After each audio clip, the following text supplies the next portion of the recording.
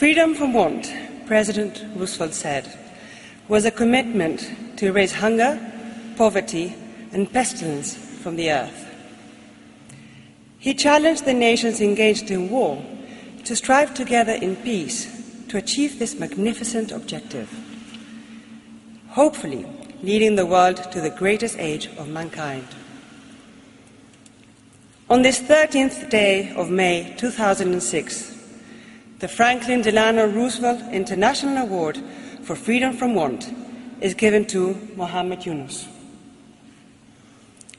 the founder of microcredit movement, a visionary who lifted the poorest people of his country to new horizons of hope, a revolutionary who took the creative energy of capitalism and combined it with the moral obligations of social responsibility, a teacher and a leader who has inspired followers in countless places to understand that trust and solidarity are collateral assets of the poor. Bangladesh is your birthplace and remains your home. Encouraged by parents who stressed the need of education and who gave you a legacy of compassion to enrich your brilliance, you became a Fulbright scholar and earned a doctorate in economics at Vanderbilt University, returning to becoming a leading economist in your own country. In 1974, Bangladesh suffered a terrible famine in which thousands starved to death. As you witnessed the tragedy where life and death lost all meaning, your intellectual understanding of economics gave way to your need to understand the real-life economics of the very poor. Why was it, you asked, that people that work 12 hours a day, days a week, did not have enough food to eat?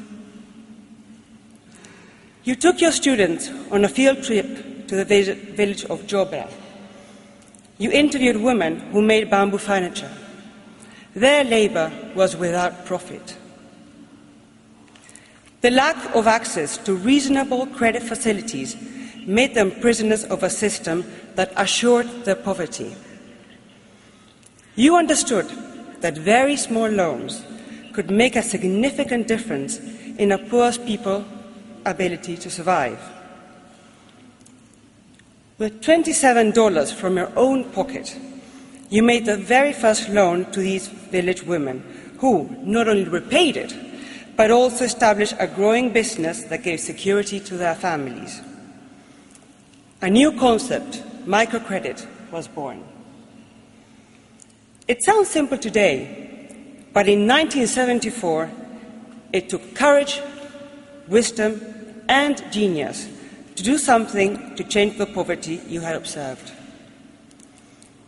A great idea took root and altered the world of the very poor in dramatic and hopeful ways.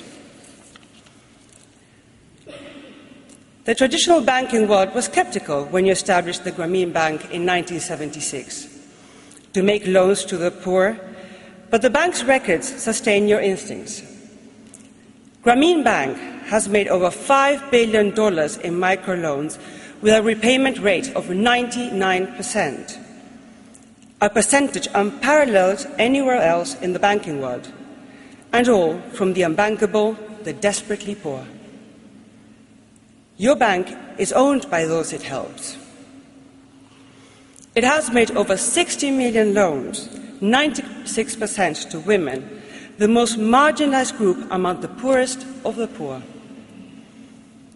The economic empowerment of women has had a dramatic impact on stabilizing their families as well as strengthening the communities where they live.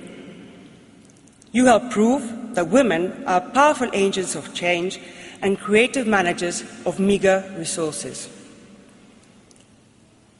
The microcredit movement has allowed millions of individuals to work their way out of poverty with dignity. You have advocated that the right to credit should be recognized as a fundamental human right. The results of your work give powerful meaning to your advocacy, increasing income, improving social and health situations in families, and empowering women and men to a better involvement in the social, economic, and political structure. Today, thousands of institutions all over the world operate microcredit programs, all of them inspired by your example.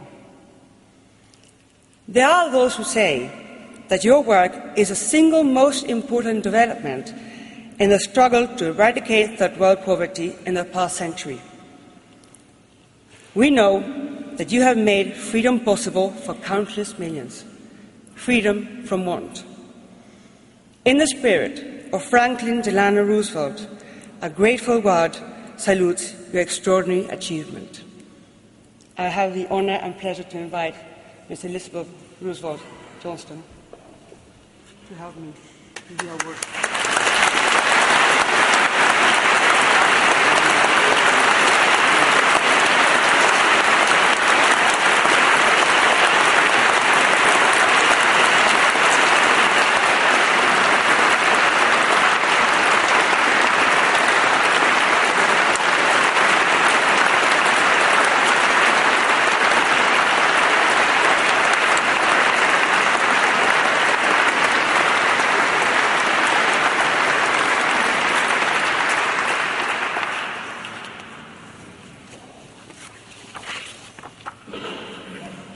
Thank you, Your Royal Highness Princess Máxima, for your generous remarks.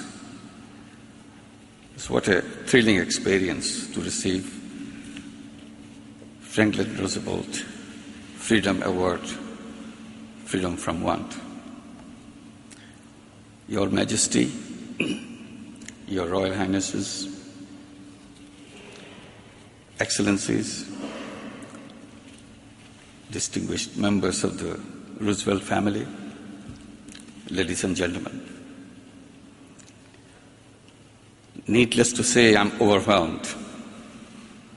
I'm overwhelmed by the honor you bestow on me. I'm very grateful to Roosevelt Institute for recognizing our work.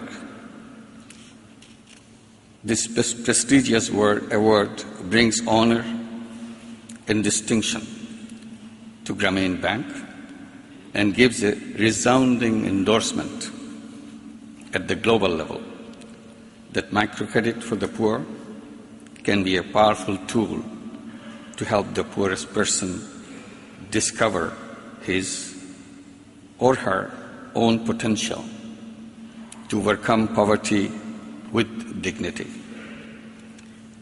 This award helps us tremendously in carrying out our mission, and we promise we'll continue with our mission. In 1976, I lent $27, as Princess Máxima was mentioning, to 42 people to help them get out of unfair arrangements of the moneylenders. People who received my money were very happy when I saw how easy it was to make so many people so happy with such a small amount of money. I thought I should work out a way to make it continue. So I went to the bank to arrange loans for them. How silly of me to go to the bank.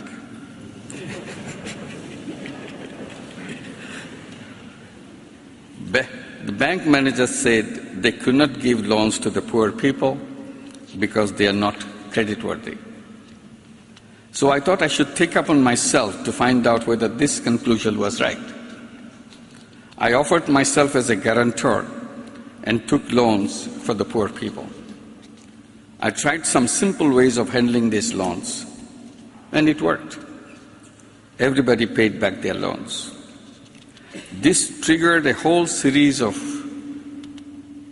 continuity from one village to move to 5 villages, then to 20 villages, then to 50 villages. Every time it worked. But however much I argued with the bankers, they did not want to change their mind. Finally, in 1983, we created a bank of our own. Now we work all over Bangladesh. We have 6 million borrowers, 96% of them are women. Grameen Bank is owned by the borrowers, and its recovery rate is 99%. Grameen Bank does not depend on donor funding. It lends entirely from its own mobilized deposits. Our internal survey shows 58% of our members have crossed the poverty line.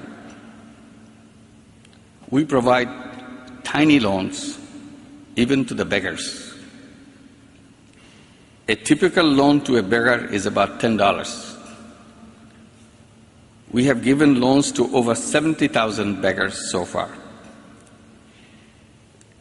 They become door-to-door salesperson rather than beg for a living from door to door.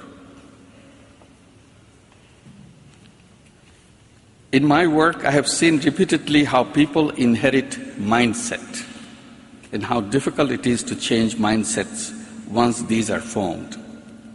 The world is the way it is because our mindsets what we have and what we have inherited. If we train our mind differently, we can create a different world.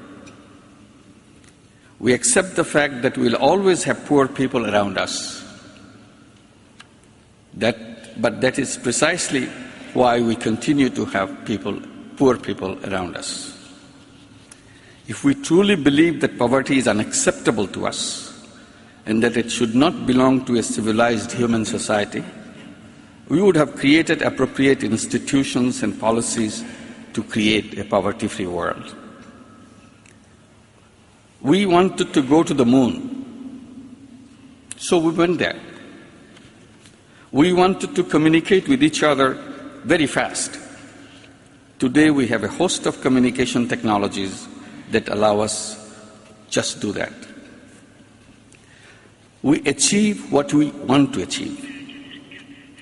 If we are not achieving something, my first suspicion will be that we are not desiring it as intensively as we should. I strongly believe that we can create a poverty-free world if we want to. We can create a world where there won't be a single human being who could be described as a poor person. In that world, the only place you would find poverty is in the Poverty Museum. When school children will take a tour of the poverty museums, they would be horrified to see the misery and indignity that human beings once experienced. They would blame their forefathers for tolerating this inhuman condition which existed for so many people for so many centuries. Charity is no solution to poverty. It may help stop the process of pauperization getting worse. If charity is not used at the right time for the right people, it takes away the initiative from people. Charity sometimes helps to shield ourselves away from paying attention to the essence of the problem of poverty. It allows us to get ahead with our lives without worrying about the poor people's lives. Allows our conscience to remain insulated. Grameen has taught me two things. First, our knowledge about people and their interactions is still very inadequate. Second, each individual person is very important and has tremendous potential. One person alone can influence in a significant way the lives of others within communities, within nations, and within and beyond her own time. Each of us has much more hidden inside of ourselves than we ever had a chance to explore. Unless we can create enabling environment to discover the limits of our potential, we'll never have the opportunity to discover what we are fully capable of. Grameen has given me a faith, an unshakable faith in the creativity of human beings. This has led me to believe that human beings are not born to suffer the misery of hunger and poverty. They suffer now, as they have done in the past, because we turn our head away from this issue. It is up to us to decide what kind of world we want. We are the navigators and pilots of this planet. If we take our role seriously, we cannot but reach the destination that we have planned for. Let's plan our destination and work hard to get there. We can create a poverty-free world. Let's commit ourselves to create a poverty-free world. Thank you very much.